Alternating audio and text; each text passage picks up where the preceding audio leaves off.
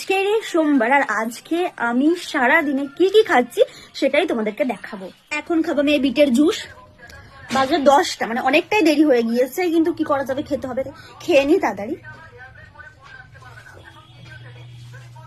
এটা দেখুন, এটা পড়ে গিয়ে ভেঙে গেছে। এটা আছে তাই এটার মধ্যে খেয়ে দিচ্ছি ঢেলে। এখন খাবো আমরা সকালের খাবার, আর সকালের খাবার আছে এটা কি দোকানের কেনা কচুরি আর এটা তরকারি।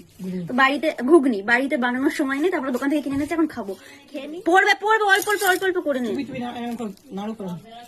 রোল করে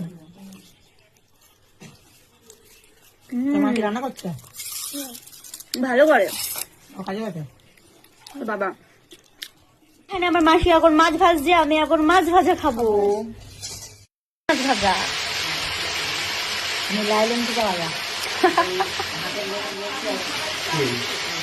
মাছের তরকারি থেকে মাছ ভাজাই বেশি ভালো লাগে।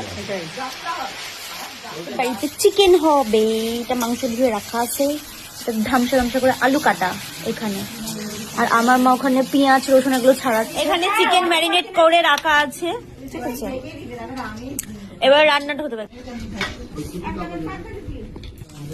এখন বাজে 7:12, আর আমি এখন এখানে খাচ্ছি সন্ধ্যা 7:12, পুজোর ভোগ।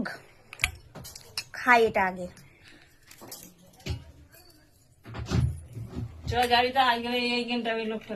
তাহলে তোমরা খেয়ে আসো, আমি যাবো না। আমি টক জল তো খাবো না, কালকে একবার খেয়েছি।